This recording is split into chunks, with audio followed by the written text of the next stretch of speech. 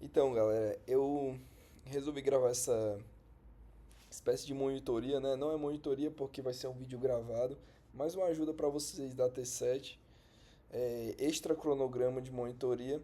Mas eu queria falar um pouco para vocês sobre essas síndromes, né, que a gente trabalhou, que vão estar presentes na atividade integrada.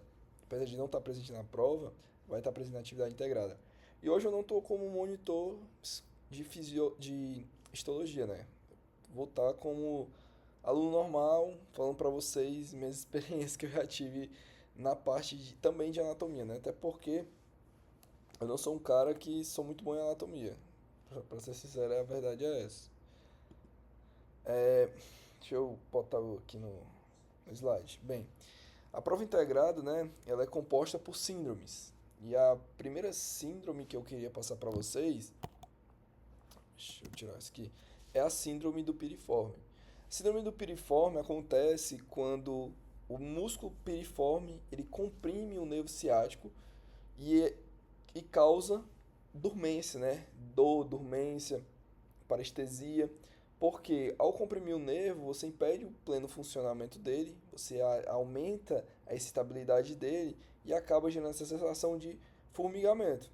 É muito comum, se alguém já tiver passado várias horas sentado, principalmente em locais que não tem conforto, algum objeto duro, é muito comum em assentos de sanitário, a pessoa quando se levanta sente um formigamento na perna. Esse formigamento se dá justamente pela compressão desse nervo, que é o nervo ciático. Você pode observar que é mesmo onde você senta, literalmente. Então, se você não tem muita musculatura, principalmente o glúteo, né? A gente lembra que o glúteo máximo, o médio e o mínimo vão estar aqui por cima.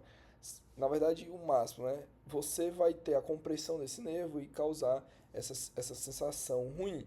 Então, esse é o primeiro caso clínico que eu vou abordar com vocês. Então, vamos lá, né? O nervo ciático, na verdade, o nervo ciático, ele passa entre dois músculos, né? O músculo que vai dar o nome da síndrome, que é do piriforme, é esse músculo aqui de cima. Então é esse músculo no qual vai comprimir esse nervo ciático. O nervo ciático, ó, vocês conseguem ver, é esse nervo aqui, eu tirei de um canal no YouTube, eu esqueci o nome para dar os créditos para ele, mas é esse nervo aqui.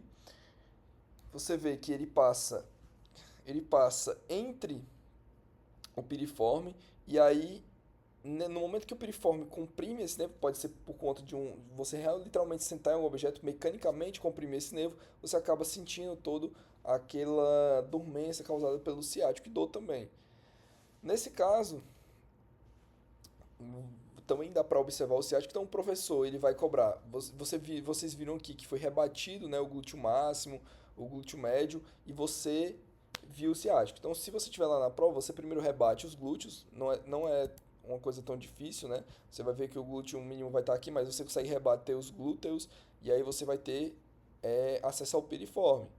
Piriforme é esse primeiro aqui que vem depois dos glúteos. Então, quando você rebate os glúteos, se não tiver rebate lá, você rebate ele, você já vai conseguir ver o ciático. Se você já viu o ciático, você vem seguindo o ciático aqui, é a dica que eu dou. Você pega o ciático, pinça ele com o dedo, você vai poder fazer isso, e você vem subindo com o ciático na mão até chegar no piriforme. Se eu não me engano, o piriforme lá também está solto já, ele correu a ruptura dele. Então ele vai estar solto aqui. Então você pode até mexer no piriforme. E aí você vem com o ciático e observa. O que está abaixo dele não é o piriforme e o que vai estar acima dele já é o piriforme. Mas lembrando, você primeiro tem que rebater esses músculos aqui. De maneira geral, é, é isso que eu queria passar. Então, aí quando você sair dessa bancada, você vai para outra bancada, a bancada histológica. Eu estava conversando com o pessoal que quando você cobra a síndrome do piriforme, você está cobrando a síndrome de um músculo, né? Que vai afetar um nervo. Então, vai ter uma lâmina histológica ou de músculo ou de nervo. Então, a primeira lâmina histológica que eu quero que vocês tenham noção, que levem para a prova, é a lâmina de um tecido muscular do tipo esquelético, né? Estriado esquelético. O que é esse muscular esquelético, né? Muscular porque é de músculos, obviamente, os três são músculos, né? O muscular esquelético, do tipo estriado esquelético, do tipo estriado cardíaco e do tipo liso. O estriado esquelético, que é esse aqui que nós temos nos músculos voluntários, como os músculos bíceps, o piriforme, nos músculos voluntários, né, os músculos do movimento, nós vamos ter esse tipo de músculo aqui, que é um músculo cheio de estrias. Você consegue ver que é cheio de estrias, ó, uma partezinha vermelha mais escura, uma clara, uma escura, uma clara. Ou seja, é um músculo estriado. Isso aí vai estar relacionado à disposição de fibra de actina e miosina que vocês vão ver na monitoria de músculo que vai ser dada posteriormente, mas vocês já viram na aula. Então, essa coloração diferente é por conta dessas fibras de actina e miosina. Diferente do músculo liso, que tem outro mecanismo de contração, que é diferente desse, que vai. Enfim, na monitoria a gente vai abordar essa dinâmica muscular melhor. Mas o que eu quero que vocês saibam para a prova integrada é diferenciar que que existe estria no músculo estriado e que no caso estriado esquelético a gente vai ter os núcleos de maneira periférica, ou seja, no centro, né, nós vamos ter só fibras nas periferias que nós vamos ter os núcleos. Isso é muito importante porque é uma das maneiras de diferenciar o que nós chamamos de músculo estriado cardíaco. Então, se você consegue identificar que os núcleos estão na periferia e tem estriações, então é esquelético. Se você viu que os núcleos estão centralizados e que tem também nós vamos falar sobre discos intercalares, você vai ver que é um músculo estriado cardíaco. Então, essa aqui é a lâmina que vocês têm que levar para provar. Esse aqui é músculo estriado esquelético. Então, você consegue ver o núcleo periférico, primeiro ponto, e o segundo ponto é as estrias, beleza? Além disso, eu falei para vocês que, nós temos o nervo ciático, então nós vamos ter uma lâmina de nervo, de sistema nervoso. E a lâmina que os professores costumam colocar é essa célula de Purkinje. Você consegue ver a célula de Purkinje, essa célula aqui com o axônio bem alongado. Essa célula ela está presente no nosso cerebelo. Ela é eu acho que é um dos maiores corpos celulares de neurônios. E ela é muito característica porque você consegue observar ela claramente no microscópio. Então não vai dar chance para uma dúvida do aluno. Então geralmente você coloca ela, que são as famosas células de Purkinje, né? Então você vê que é uma célula com um axônio bem alongado, diferente de outras células de neurônios. Que aqui tem outros neurônios, mas você nem consegue identificar, porque essa aqui é uma imagem com pouca ampliação. Então, para você ver como ela é tão grande, você ainda não viu outros neurônios, mas você já viu a célula de Purkinje. E aqui, com outro tipo de coloração, né? Nós temos a célula de Purkinje. Parece um polvo ela, parece um extraterrestre. Ela é uma célula bem grande. Na prova, ele coloca essa daqui. Mas eu estou mostrando para vocês aqui só mesmo a estrutura morfológica dessa célula. Você pode ver que tem outros axônios de outros neurônios. Para você ver como a célula de Purkinje é grande. Os outros axônios você não consegue nem ver o corpo celular dele. Mas no caso da célula de Purkinje, você vê que é uma célula gigantesca, né? Que mesmo numa ampliação não tão grande, você consegue ver ela, né? Então, levem para a prova de vocês que se ele colocar uma seta apontada para essa célula, você vai falar que é a célula de Purkinje. E se ele perguntar de que lâmina é, você fala que é uma lâmina de tecido nervoso. Vamos passando, né? Nós vamos para a segunda síndrome que temos, que é a síndrome da patancerina ou também síndrome da pata de ganso. Ela vai acometer o tendão de três músculos, né? Nós vamos ter o músculo sartório, que é o maior músculo, né, do corpo humano. Nós vamos ter também acometimento do grácil e do semitendíneo. Eudemar, mas como é que eu vou identificar isso no cadáver vivo? Eu não achei nenhum cadáver vivo para colocar aqui, mas como é que a gente vai identificar? Primeiro, vocês vão atrás do polegar do pé, porque quando você chega nele, você tem a noção do que é medial e do que é lateral. Então, se você está vendo o polegar é porque é medial. E esse tendão desses três músculos fica medialmente, né? Então, você viu o tendão, você encontrou os três tendões. A dica é, você encontra a pata de ganso, você vai puxando os músculos de acordo com que eles vão saindo. Então, você sabe que esse primeiro músculo aqui, o mais lateral, vai ser o músculo sartório. Então, você viu que o músculo mais lateral é o sartório. Ele é maiorzão. Aí depois o que tem do lado dele, exatamente do lado, vai ser o grácil. E o semitendíneo, ele já é mais posterior. Eu vou mostrar aqui. Ó, aqui a gente tem o sartório. Você vê que ele vem mais de lateral para medial. Então ele cruza, né, nossa coxa. A gente vai ter também O grácil, que ele vem, só que ele vem mais reto, né? Mas mesmo assim, ele ainda vem de medial, de lateral para medial. E nós vamos ter o semitendíneo, que ele vai vir mais de posterior para essa medial. Então nós temos a formação dessa pata anserina, que causa uma dor muito grande, né, na pessoa que é acometido por uma inflamação nessa área, que a gente chama de síndrome da pata de ganso. Então, como é que ele pode cobrar, né?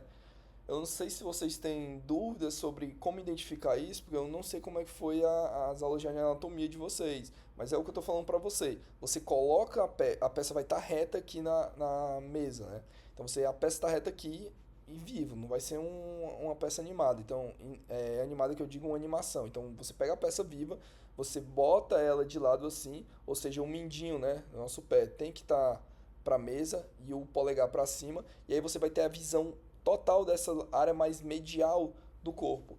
Então você vai conseguir ver é, tanto a patela, né? Ela vai estar deitada assim de lado, como você vai ver toda essa estrutura. E aí você busca tem duas formas de identificar. Se você conseguir ver já esses tendões juntos, show de bola. Você já identificou onde é que fica e aí fica mais fácil encontrar os músculos. Mas se você não identificou, você vem com um sartório, o músculo sartório, o Vitor Hugo já deve ter dado monitoria, deve ter mostrado para você, você já deve ter decorado onde é que ele fica. Você pega o sartório e vem com ele até o final. Você pode até pinçar ele assim e vir arrastando até chegar onde seria o tendão desses três músculos. Aí depois você pode pegar o do lado, aí você já sabe qual é que é o braço. Aí depois você pega o que está mais do lado, que é o semitendino. Então você primeiro encontra o sartório, aí você depois já pinça o grácil, que está do lado, literalmente do lado, e depois você vê o único que está vindo, que tem o semitendino e o membranáceo. Deixa eu ver se tem nessa imagem aqui.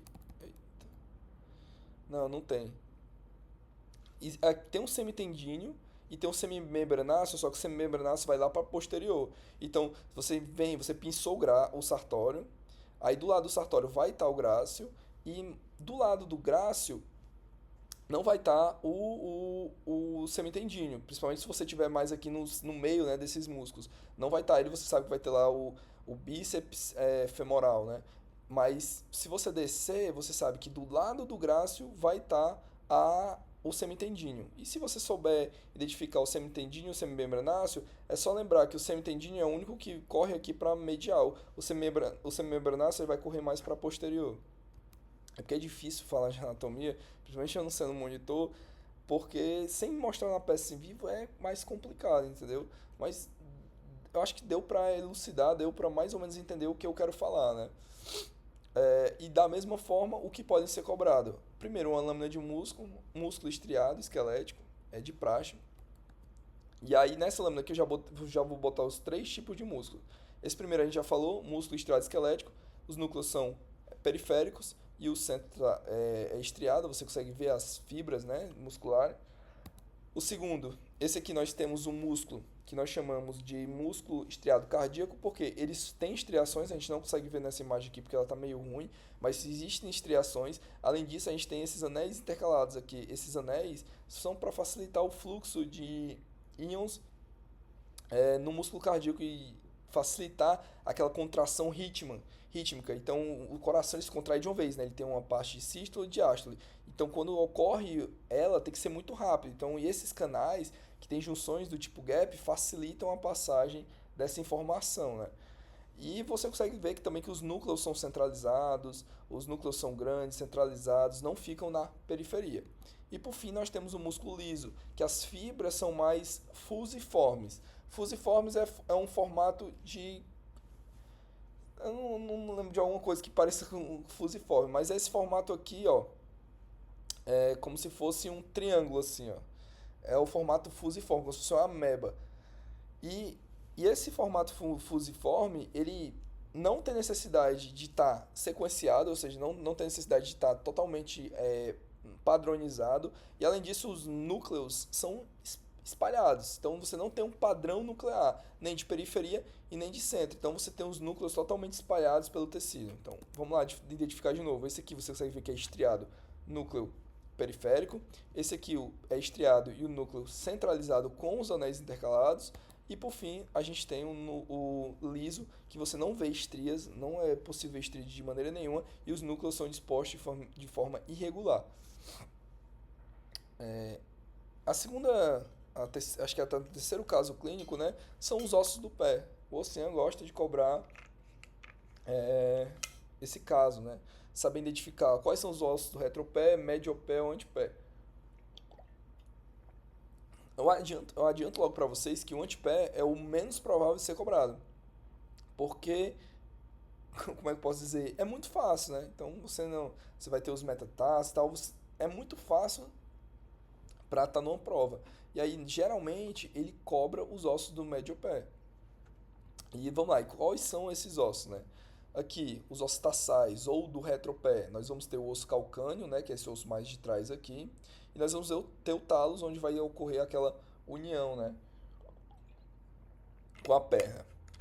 Abaixo do talos, nós vamos ter um osso que parece uma nave, literalmente, ele é grandão assim, ó.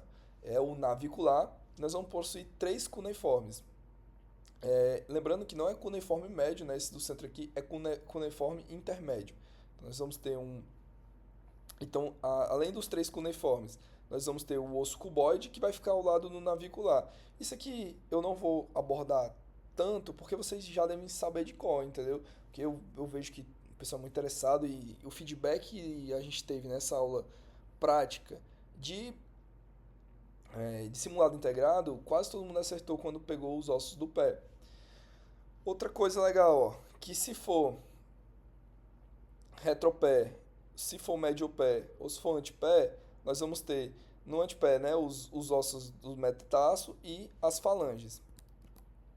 Então, lembrando, antepé, ossos metatarsais, que são esses aqui, e as falanges. O médio pé, nós vamos ter os três cuneiformes, o navicular e o cuboide. E no retropé, nós vamos ter tanto o calcâneo, né, que é o maior e o mais posterior e inferior, como nós também vamos ter o talos. Então, talos aqui em cima e o calcâneo, como eu disse, o maior aqui embaixo. E aí, histologicamente, o que é que pode ser cobrado histologicamente? Primeiro, osso, né? Que é uma lâmina de osso compacto, que nós podemos ver que apesar não vai ter nos ossos do pé esse tipo de padrão de canal de Havers, mas é interessante saber e, e geralmente é essa lâmina que ele cobra da gente. Então ele pergunta duas coisas. Aqui tem várias coisas que podem ser perguntadas. Primeiro, que tipo de tecido é esse? É um tecido ósseo. Então, é uma lâmina de tecido ósseo. O que essa seta maior apresenta? Essa seta maior é essa aqui, ó. Ela apresenta um canal que a gente chama de canal de Havers, onde vão passar grandes artérias, né? E como o canal de Havers é formado, que é por lamelas concêntricas de osteócitos aprisionados. Então, qual é essa célulazinha aprisionado entre essas lamelas concêntricas? É o osteócito. Teve uma confusão muito grande entre o que seria um osteoblasto e um osteócito.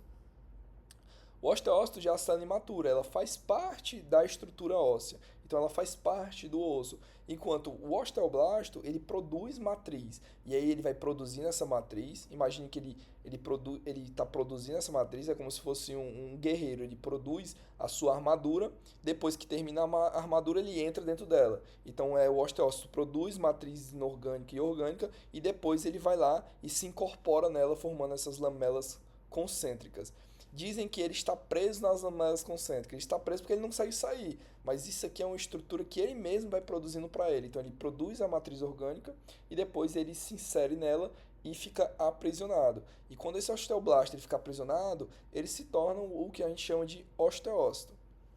Além disso, eu não marquei aqui, mas nós temos o canal de Volkmann. Lembra que o canal de Volkmann ele está lateral ao osso. Então, quando a gente faz o corte, a gente faz um corte mais na diagonal. Aí, a impressão que dá é como se a gente tivesse uma seringa de uma agulha. Ó. Você consegue ver, ó, parece o bisel de uma agulha. É porque é um canal, mas está na lateral, diferente do canal de Havers, que ele tá ascendente, né? Então, quando você corta, independente de onde você corta, você vai conseguir ver na imagem esse canal que chamamos de canal de Havers, que é um canal redondo. É um dos maiores canais que tem nos ossos. Próximo caso clínico é o músculo tríceps-sural, né? A gente sabe que o tríceps é o terceiro coração porque ele vai se contrair, né? Impulsionando o sangue venoso que está lá embaixo, né? Na área mais baixa do nosso corpo, impulsionando esse sangue para cima e ajudando na circulação. É até uma curiosidade legal que uma pessoa que tem, por exemplo, uma pessoa que teve a perna inteira amputada, né? A perna e a coxa também, tudo foi amputado, principalmente a perna, né, que é aquela região que fica o tríceps sural.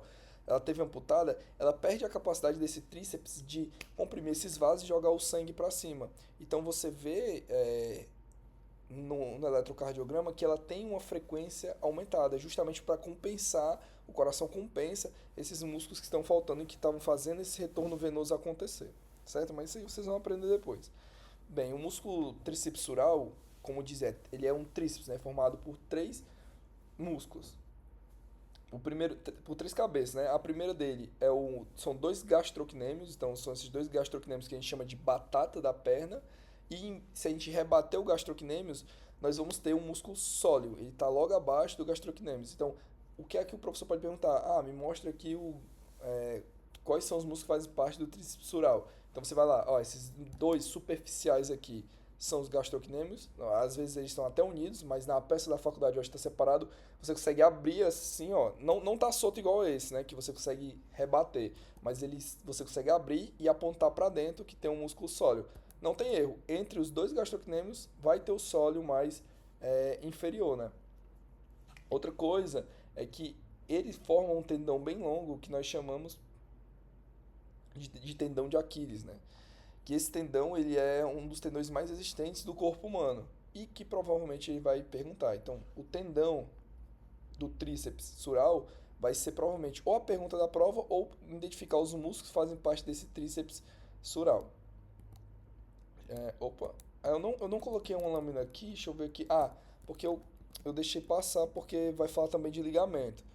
Tendão, a gente sabe que liga músculo com osso, ligamento, osso com osso. Mas os dois vão falar sobre o tecido é, conjuntivo propriamente dito, denso modelado. Eu vou voltar aqui, ó, porque apesar de eu já falei que tem dois músculos, né? Não, são três músculos, na verdade, três cabeças, que é dois gastrocnêmios e um sólio. Eu falei do tendão do tríceps sural, que pode ser cobrado, é um tendão muito resistente, muito importante para nossa movimentação. E agora eu queria falar para vocês sobre os ligamentos do joelho.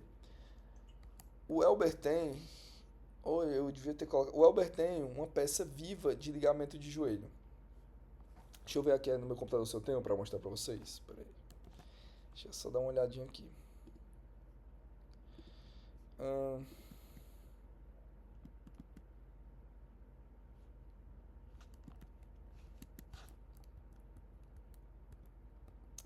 eu tenho aqui.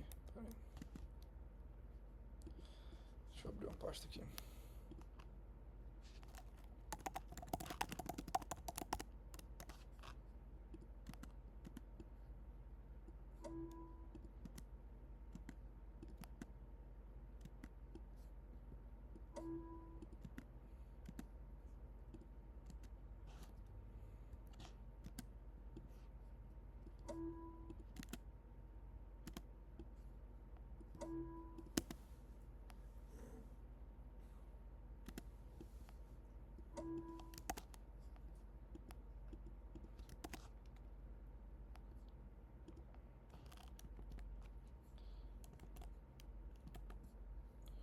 Pronto.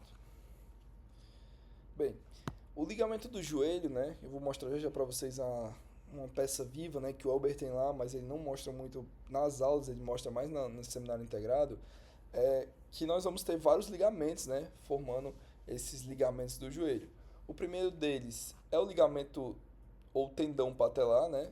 Por que ele pode ser ligamento ou tendão? Porque aqui é um ligamento, né? Que liga o quadríceps com a patela. Só que depois liga a patela com a tíbia. Então pode ser tendão ou ligamento patelar, que é esse aqui, ó, que é o que segue da patela até a tíbia. Na visão ainda anterior, a gente vai conseguir ver o cruzado anterior, que em vivo eu vou mostrar para vocês que é fácil de identificar. Nós vamos ter dois meniscos, né? Nós vamos ter o menisco lateral e um menisco medial, que é onde vai se acoplar, né, o fêmur. Além disso, nós vamos ter dois ligamentos colaterais, né? O colateral lateral ou fibular, e nós vamos ter o colateral medial ou tibial, também conhecido como colateral tibial. Agora deixa eu botar nas peças em vivo aqui, ó. Na peça em vivo, nós vamos ver, você procura os ossos, né? A gente viu que tem a tibia e a fíbula, então, se você identificou que tem um ligamento lateral, né? Ligamento colateral lateral, que ele está ligado à fíbula, então é ligamento colateral fibular, porque a fíbula é mais lateral. Se você identificou do outro lado lá um ligamento colateral, só que ele é mais medial, nós estamos tratando do ligamento colateral medial ou também chamado de tibial. Agora bugou aqui. Pai, essas coisas só acontecem ao vivo, viu? Deixa eu olhar aqui. Ó, de outra forma, ó, aqui é na visão anterior do joelho, né? Então, na visão anterior do joelho, eu rebati a patela, aqui seria a patela, esse ossozinho que fica aqui na frente do joelho, eu rebati a patela, e aí eu consigo ver, além dos meniscos, né? Eu também consigo ver o ligamento cruzado anterior. Lembrando que é aquele ligamento que os atletas têm mais chance de romper, então é um ligamento super querido pelo professor Elber. É, por causa da rotação. Meu brother tá aqui até dando uns palpites aqui dele aqui. Posteriormente, a gente vai ter outro que é muito importante, que é o cruzado posterior. Então, nós vamos ter o cruzado anterior mais anterior, o cruzado posterior mais atrás. Os dois meniscos, lateral e medial. É, ele não costuma cobrar o ligamento que vai de menisco até essa cabeça aqui do fêmur. Cabeça não, né?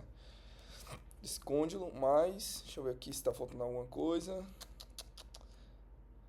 Não é. É o tendão patelar, ligamento cruzado anterior, o cruzado posterior e os dois colaterais, lateral e o medial. É exatamente isso que ele cobra. E aí, histologicamente, agora é minha área, né? Eu tenho mais propriedade para falar, anatomia, tô um pouco enferrujado, mas quando a gente trata de tendões ou então ligamentos, nós temos que entender que eles são tecido conjuntivo propriamente ditos modelados, porque eles têm esse formato de molde. As fibras colágenas são paralelas umas às outras. E aí, o Ocean, essa aqui foi a minha questão da prova integrada, né? Que na verdade eu respondi.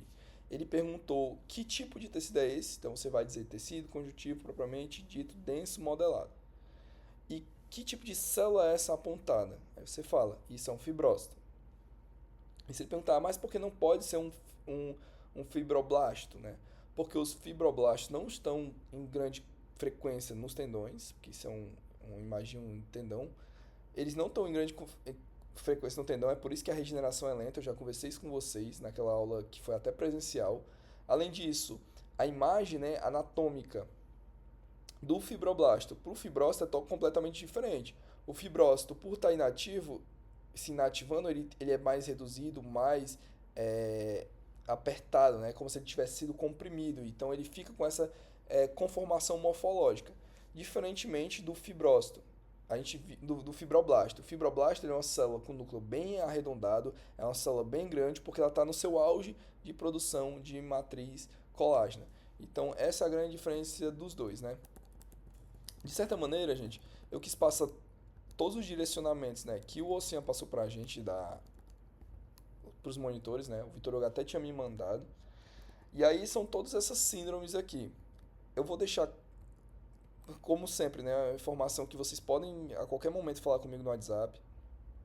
Se eu souber responder de anatomia, talvez eu fizer uma pergunta muito específica, eu não lembro, entendeu? Porque eu não costumo estudar direto anatomia. Mas, se for sobre histologia, com certeza eu vou ter o prazer de responder a qualquer um de vocês a qualquer horário, né? Se eu tiver com muita coisa para fazer, pode deixar lá que quando eu ver a mensagem eu já respondo. Geralmente eu vou respondendo uma atrás da outra, né? Enfim, gente, é isso. Eu desejo boa sorte para vocês nesse seminário integrado. Esse slide eu vou mandar para vocês, então se vocês tiverem curiosidade, né, e quiserem rever esses slides, eu coloquei as lâminas que eu lembrei que aí cobrou na prova prática não, no seminário integrado. Então, com certeza, alguma dessas aqui tende a se repetir, porque os professores costumam repetir, né, para não ter o mesmo trabalho de todo semestre fazer lâminas novas. E, como sempre, né, eu desejo boa sorte para vocês, certo? Então, tchau, tchau, gente.